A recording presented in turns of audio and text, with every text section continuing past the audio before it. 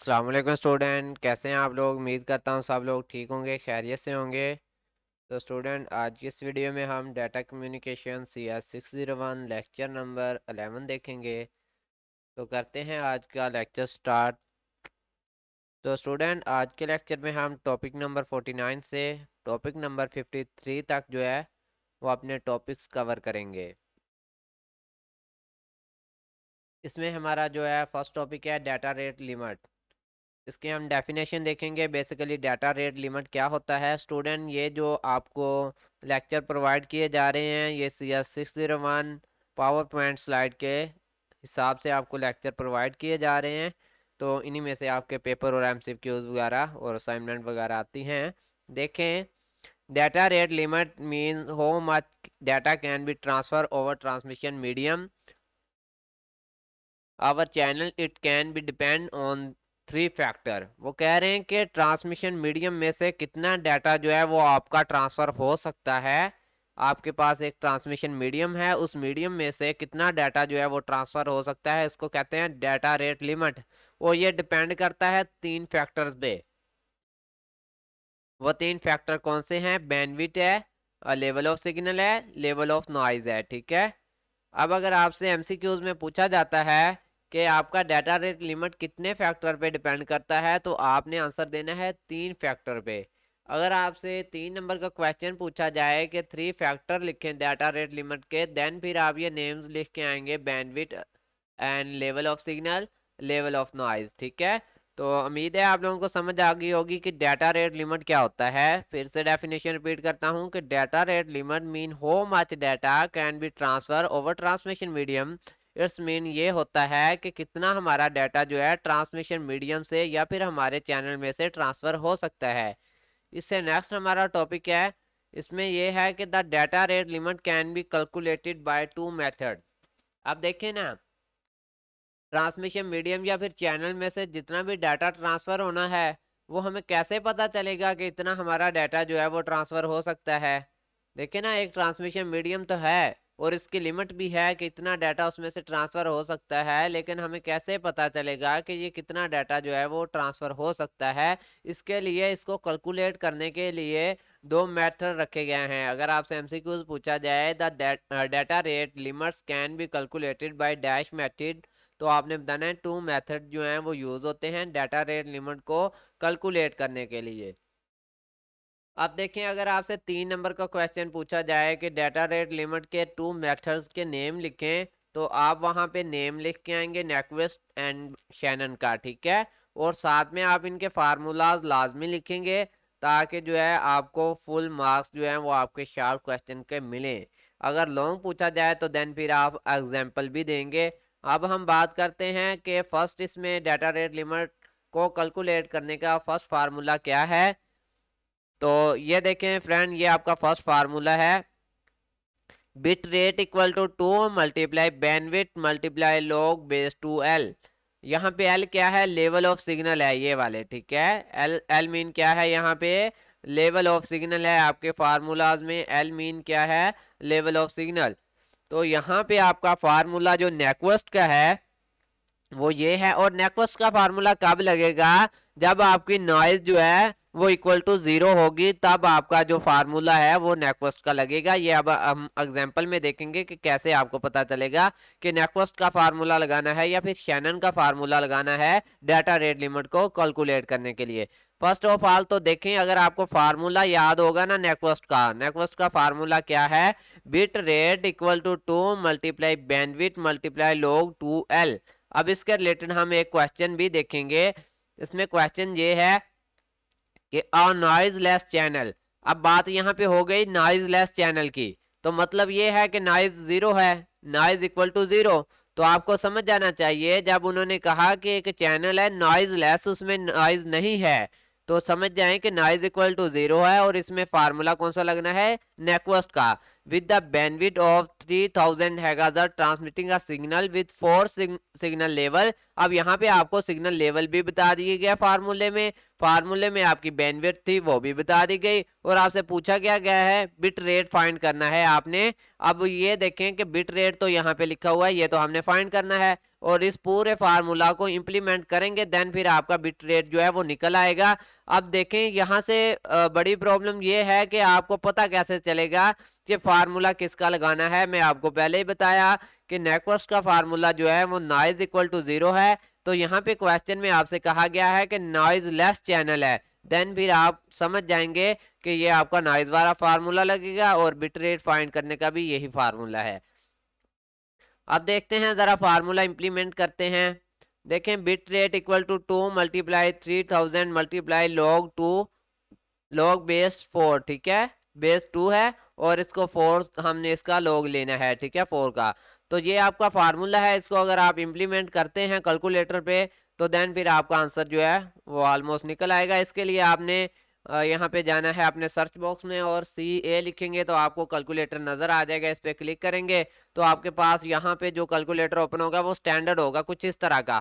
आपने यहाँ पे 3 डॉट पे जाना है और इसको साइंटिफिक कर लेना है। अब यहाँ पे अपना क्वेश्चन देखें कि फर्स्ट हमारा क्या था, देखें 2 मल्टीप्लाई 3000 हमारी बैंडविड्थ थी, मल्टीप्लाई हुई तो 6000 होगी। अब हम इसको ज़रा सॉल्व करते हैं।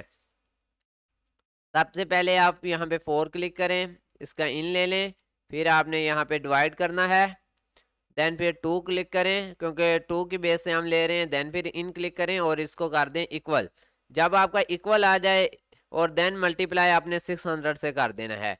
तो इस तरह से आप लोगों का आंसर जो है वो निकल आएगा 12000, ठीक है। ये स्टेप आप लोगों को रिपीट करके दिखा रहा हूँ ताकि आप लोग इसको अच्छे से समझ जाएं। तो देखें सबसे पहले आपने क्या करना है, अगर आपने बेस 2 के लिहाज से 4 लोग लेना है और मल्टीप्लाई 600 से करना है तो देन फिर आप क्या करेंगे, सबसे पहले आप 4 क्लिक करेंगे, देन फिर यहाँ पे एक इनका बटन होता है इस पे क्लिक करेंगे, देन फिर आप ये डिवाइड वाले बटन पे क्लिक करेंगे, देन फिर आप किस बेस से लेना चाहते हैं 2 पे क्लिक करेंगे, देन फिर आप इन पे क्लिक करेंगे और इक्वल का बटन दबाएंगे। आप मल्टीप्लाई पे जाएंगे और 6000 से इसको मल्टीप्लाई कर देंगे तो आपका आंसर आ जाएगा 12000 बिट पर सेकंड, ठीक है। तो बिट रेट क्या निकला, 12000 बिट पर सेकंड। इसी तरह अगर आप यहाँ पे second is provide by Shannon, अब सेकंड फार्मूला जो है वो शैनन का है, और शैनन का फार्मूला कैसे पता चलेगा कि इसमें जो है नॉइज ग्रेटर देन 0 होगी, आपकी नॉइज क्या होगी, ग्रेटर देन 0 होगी। और आपको फाइंड करने के लिए क्या कहा गया होगा, कैपेसिटी, आपसे पूछा जाएगा कैपेसिटी फाइंड करें। ये इसकी निशानी है आपकी कि ये फार्मूला लगेगा। देखें शैनन का फार्मूला आप लोगों ने याद कर लेना है। इसमें क्या है, bandwidth multiply log 2 L sorry log 2 1 plus SNR। अब यहाँ पे SNR क्या है, signal to noise ratio, signal noise ratio है ये आपका, ठीक है। और ये आपको क्वेश्चन में दिया जाएगा और आपको यहाँ पे बैंडविड्थ भी दी जाएगी और देन फिर आप इसको सॉल्व करेंगे। तो आगे का एग्जांपल रीड कर लेते हैं। देखें theoretical highest bit rate of a telephone line bandwidth of 3000 MHz assigned for a data communication। यहाँ पे आपको बैंडविड्थ कितनी दे दी गई, 3000 बैंडविड्थ दे दी गई। SNR इज यूजली, SNR भी यहाँ पे आपको दे दिया गया, सिग्नल टू नॉइज रेशियो कितना दिया गया, 3162, 3162 जो है आपको सिग्नल टू नॉइज रेशियो दे दिया गया। और पूछा क्या गया है, व्हाट इज कैपेसिटी, कह रहे हैं कि इसकी कैपेसिटी बताएं यहाँ पे, ठीक है। आपसे क्या पूछा जा रहा है, कैपेसिटी पूछी जा रही है। जैसे ही आपको पता चलेगा कि कैपेसिटी पूछ रहे हैं देन इसका फार्मूला कौन सा लगेगा, शैनन हमारा फार्मूला, जिसमें हमारा capacity equal to bandwidth multiply log 2 1 plus SNR। अब फार्मूला इंप्लीमेंट करते हैं जल्दी से। देखें 3000 आपकी आ गई बैंडविड्थ मल्टीप्लाई log 2 और 1 प्लस 1 जो है वो फार्मूले वाला था, SNR आपको दिया गया है 3162। अब इसको प्लस करेंगे तो आपका बनेगा 3163। अब इसका आपने क्या लेना है, इस 3163 का बेस 2 के लिहाज से लोग लेके मल्टीप्लाई 3000 से कर देना है। इसको भी सॉल्व करेंगे हम। इसके लिए आप क्या करेंगे, सबसे पहले आप वैल्यू लिखेंगे जिसका आप लोग लेना चाहते हैं। 3163 का हम लोग लेना चाहते हैं, तो इन पे क्लिक करें।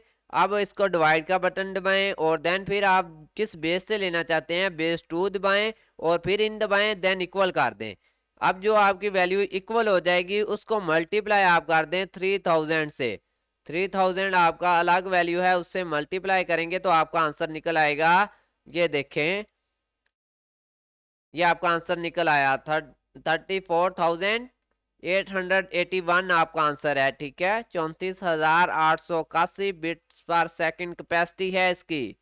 तो ये इस तरह से आपने इसको सॉल्व करना है। ठीक है, तो चलते हैं हमारे नेक्स्ट टॉपिक पर। आज तक अभी तक हमने जो है वो ऑलमोस्ट 4 से 5 टॉपिक कवर किए हैं। ठीक है, जिसमें बिट डेटा रेट लिमिट था और जिसमें हमारे दो फार्मूलाज थे, नेक्वस्ट का, शैनन का, level of noise, level of signal, bandwidth के बारे में हमने पढ़ा। अभी हम नेटवर्क परफॉर्मेंस के बारे में पढ़ेंगे।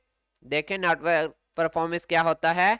The network performance is based on 3 factor. ये जो है नेटवर्क का जो परफॉर्मेंस है वो किस तरह कैलकुलेट होता है, या इसमें क्या चीज़ें इंक्लूड होती हैं। इसमें 3 फैक्टर इंक्लूड होते हैं। आपसे एमसीक्यूज पूछा जाएगा the network performance is based on dash factor, तो वहाँ पे 2 या 4 नहीं लगा के, यानी वहाँ पे आपने बताना है, वहाँ पे आंसर आप ये एमसीक्यूज लगाएंगे कि वहाँ पे 3 फैक्टर्स हैं नेटवर्क परफॉर्मेंस के। देखिए फर्स्ट ऑफ ऑल है बैंडविड्थ, सेकंड है थ्रूपुट और थर्ड है आपका लेटेंसी जिसको डिले भी कहा जाता है। तो वन बाय वन हम इनको रीड करेंगे। सबसे पहले बात करेंगे कि बैंडविड्थ में क्या होता है। Bandwidth can be mayor in 2 terms. अगर आपने बैंडविड्थ को मेयर करना है, मेयर पर मैश करना है, तो उसके भी 2 टर्म्स है। यहाँ पे भी एक एमसीक्यूज मान रहा है कि bandwidth can be mayor in dash term.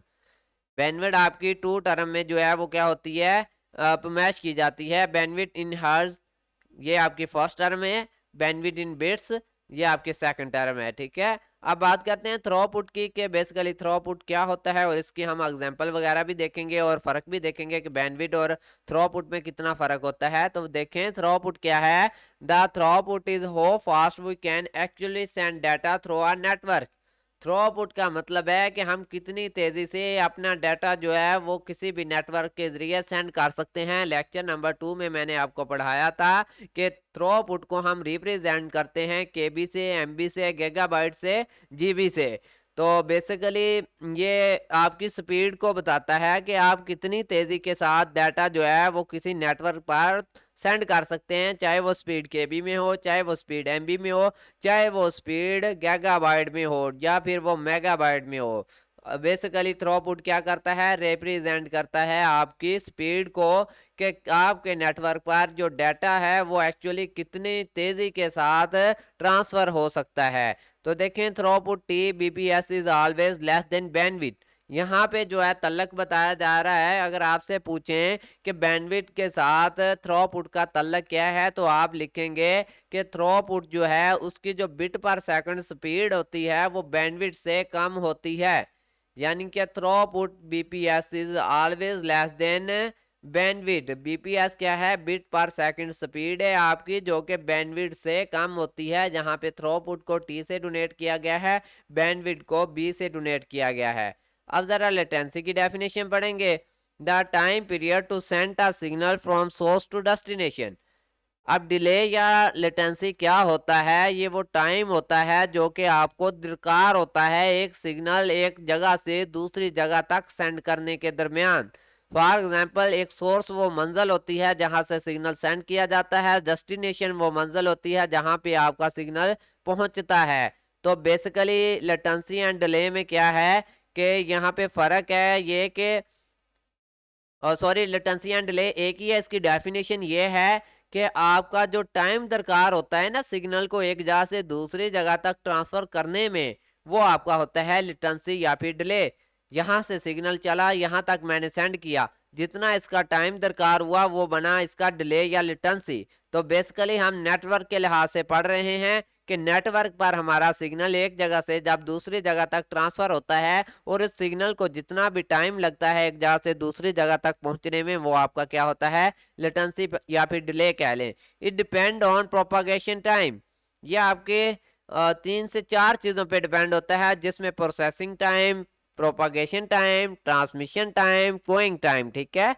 तो यहाँ पे आपके टोटल 4 चीज़ें बताई गई हैं जिन पे डिपेंड करता है आपका लेटेंसी या फिर डिले। तो इनके भी आगे फार्मूलाज हैं। प्रोपागेशन टाइम अगर निकालना चाहते हैं तो आप क्या करेंगे, डिस्टेंस को डिवाइड कर देंगे प्रोपागेशन स्पीड से। अगर आप ट्रांसमिशन टाइम निकालना चाहते हैं तो मैसेज के साइज को बैंडविड्थ से डिवाइड कर देंगे। अगर आप जो है वो गोइंग टाइम को निकालना चाहते हैं, मैसेज टाइम कितनी टाइम तक मैसेज का जो मैसेज था वो होल्ड हुआ, उसको अगर काउंट करेंगे तो वो आपका गोइंग टाइम निकल आएगा। तो गोइंग टाइम के बाद देखें यहाँ पे एक एग्जांपल दी गई है थ्रोपुट की, जो कि टॉपिक हम पढ़ चुके हैं कि थ्रोपुट क्या होता है। वो स्पीड होती है जो कि नेटवर्क पर डाटा ट्रांसफर करने की होती है, एक्चुअल स्पीड। देखें, a network with bandwidth of 8 MB per second, एक नेटवर्क है जिसकी बैंडविड्थ बता दी गई है 8 MB per second, can pass only an average of 10,000 frame. वो कह रहा है कि एक नेटवर्क है जिसकी बैंडविड्थ की स्पीड 8 MB है और वो क्या कर सकता है, 10,000 फ्रेम जो है 1 मिनट के अंदर अंदर जो है वो कैरी कर सकता है, यानी कि एक जगह से दूसरी जगह ट्रांसफर कर सकता है 10,000 फ्रेम। और साथ में बताया कि which is frame carrying average of 8,000 bits. अब उन 10,000 फ्रेम में हर एक फ्रेम में 8,000 बिट्स मौजूद हैं। देखें, एक नेटवर्क है, उसकी बैंडविड्थ स्पीड कितनी है, 8 MB है। वो एक यानी कि मिनट के अंदर कितने फ्रेम सेंड करता है, 10,000 फ्रेम। और हर फ्रेम के अंदर कितनी बिट्स मौजूद हैं, 8,000 बिट एक फ्रेम के अंदर मौजूद हैं, ठीक है। तो टोटल 10,000 फ्रेम्स हैं। तो इसमें उसने पूछा क्या है, what is the throughput of this network. वो कह रहे हैं कि इस नेटवर्क का थ्रोपुट बताएं। जैसा कि हमने पढ़ा था कि थ्रोपुट जो है वो बैंडविड्थ से कम होता है। तो इट्स मीन आपको एक चीज तो पता लग जानी चाहिए कि अगर बैंडविड्थ 8 MB दिया गया है तो आपका जो थ्रोपुट आएगा वो बैंडविड्थ से कम आएगा।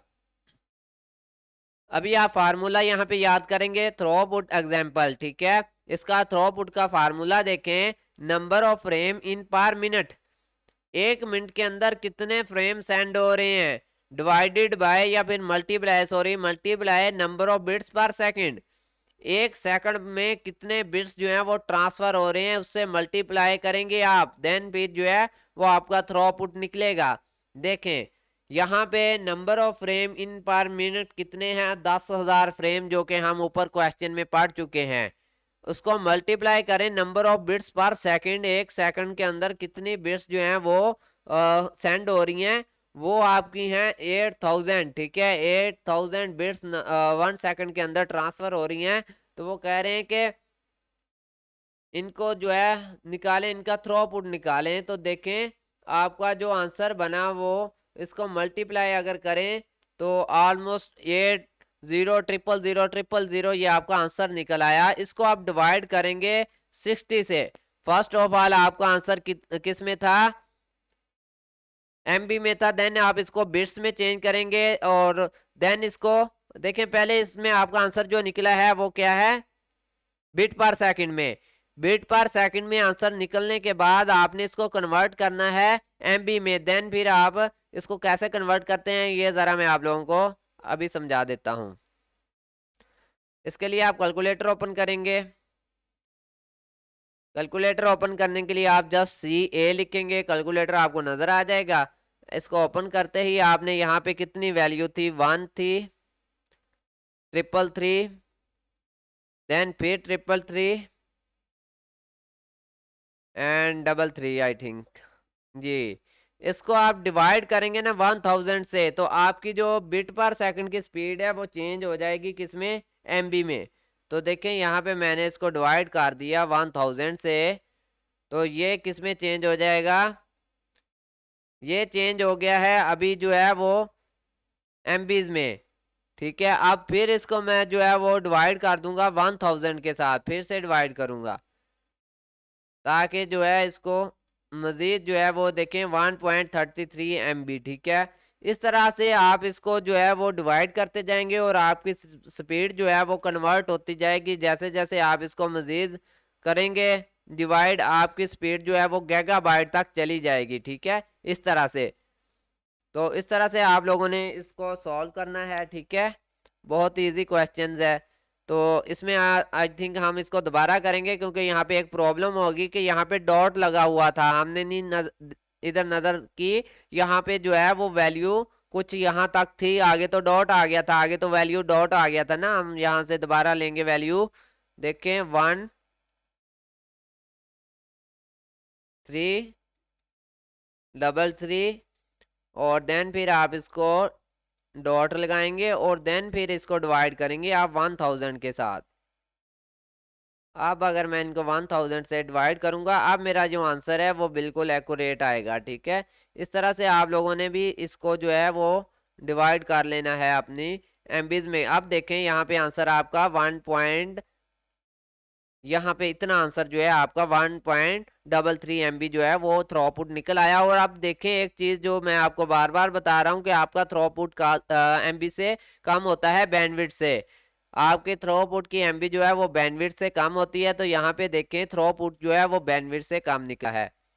चलते हैं हमारे नेक्स्ट टॉपिक पर। यहाँ पे देखें एग्जाम्पल ऑफ प्रोपागेशन टाइम। जैसा कि हमने ऊपर पढ़ा था कि प्रोपागेशन टाइम भी जो है वो फाइंड किया जाता है, उसका एक फार्मूला है distance divided by propagation speed. इसकी एक एग्जांपल आपकी पावर पॉइंट स्लाइड में दी गई है जिसको हमने यहाँ पे ऐड किया है, इसको हम जल्दी से रीड करेंगे।